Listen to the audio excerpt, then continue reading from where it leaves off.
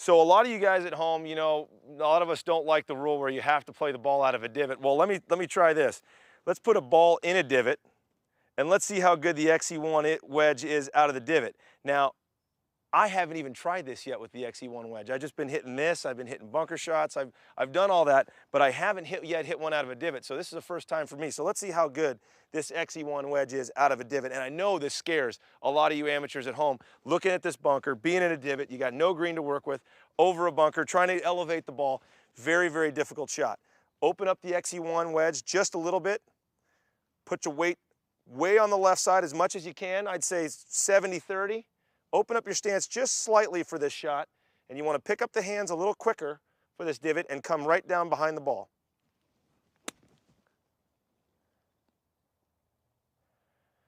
I'm telling you what, that is pretty good out of a divot for the first time I've ever hit a shot with this wedge out of a divot. And it slid, the one great thing about this xE1 wedge with the Auto Glide sole, it slides right through and gets the ball propelled straight in the air every time. So you can see what I just did right there with that shot out of a divot. I'd never hit this club out of a divot before, and you can see how well it turned out.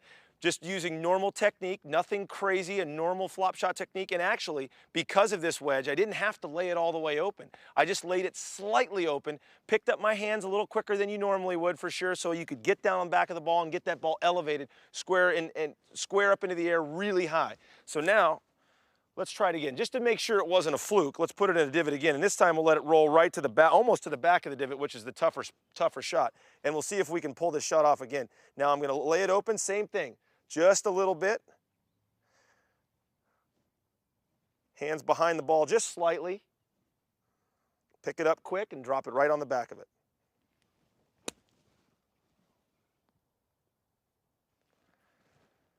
I'll take that every day of the week and twice on Sundays right there, folks.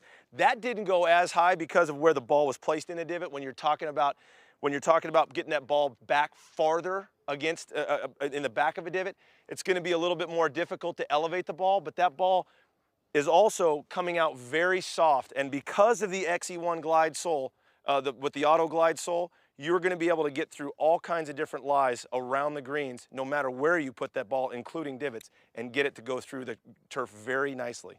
So you've seen me hit some shots with this thing, and what I really want to explain is there's a lot of wedges in the past that have claimed to do certain things, and they've done certain things okay. They've either gotten the ball out of the bunker okay, or they've produced you, maybe they've produced a wedge that, someone's produced a wedge that helps you not shank the ball as much, or that you can't do certain things, you can't blade it or this. This wedge, I'm telling you, the xE1 wedge, this does everything well. It's great out of bunkers, it's great off of tight lies, it's great out of the rough, it's great out of divots, as we just saw. It's phenomenal out of divots.